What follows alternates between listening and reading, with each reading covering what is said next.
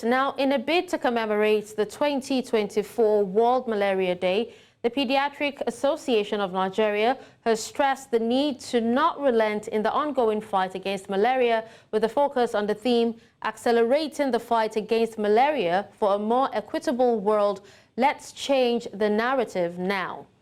Professor Ekanem Ekure, president of PAN, noted that malaria accounts for 60% of outpatient visits and 30% of hospital admissions in Nigeria, making it the leading cause of death among children under 5. In 2021, Nigeria recorded 68 million malaria cases and 194,000 deaths, with approximately 80% of those cases involving young children. Despite progress in combating malaria, much more needs to be done to protect vulnerable populations. Now, PAN acknowledged existing efforts in deploying vector control, chemoprevention, and improved antimalarial treatment, but outlined a need for additional strategies. Now, to discuss this, we're joined by Professor of Pediatrics and Consultant Pediatrician, University of Ilorin Teaching Hospital, Olugbenga Mokuolu. Hello, Mr. Olugbenga. It's nice to have you with us. Thank you very much, and I want to appreciate this effort and platform. It is a Mokuolu, so that's okay. Yeah, my bad. It's a pleasure to have you. All right, so can you tell us, sir, what are the primary barriers to equitable access to malaria interventions in Nigeria? Okay, quite a few of them. One is the fact that, as we have said, children, for instance, are disproportionately affected.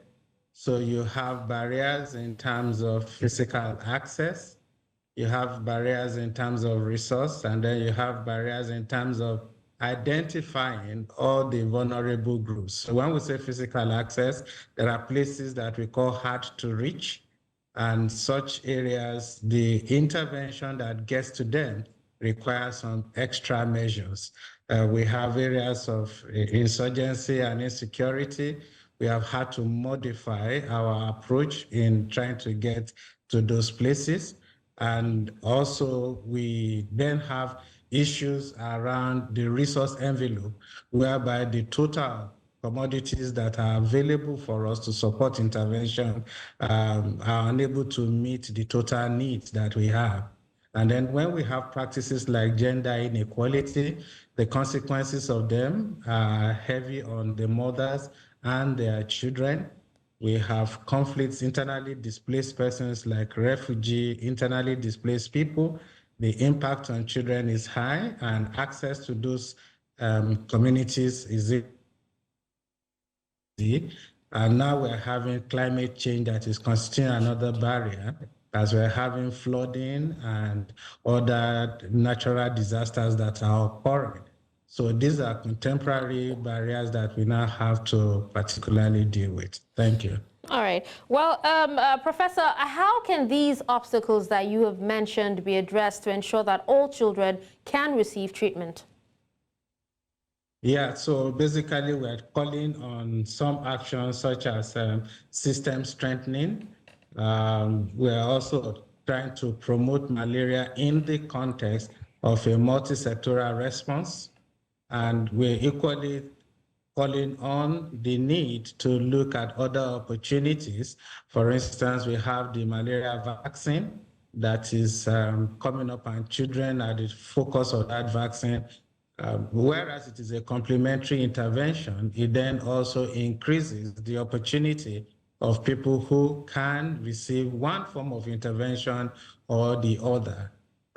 We are equally asking that direct budgetary allocation will continue at all levels in terms of federal government, state government, as well as private sector participants contributing into the pool of funding in order to meet the gap.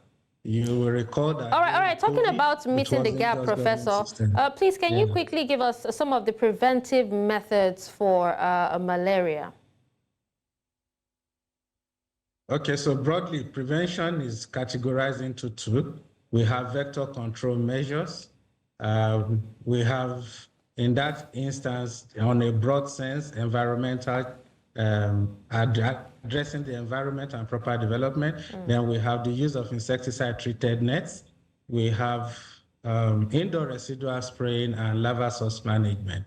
Then the second category of preventive measures are the chemopreventive actions. Some of them include what we call intermittent preventive therapy in pregnancy, seasonal malaria chemoprevention, which is done across areas of the northern part of the country down to the middle belt because of the seasonality of the rainfall. Then we have the perennial malaria chemoprevention, which is being carried out in the southern part of the country. And more recently, we are contemplating introducing intermittent preventive therapy in the school children in order to complete that loop of chemopreventive activities. All right, well, thank you so much for joining us and sharing your thoughts with us on this topic. Professor Olugbenga Mokuolu. Thank you. Yeah, thank you very much. You're welcome. It's a pleasure.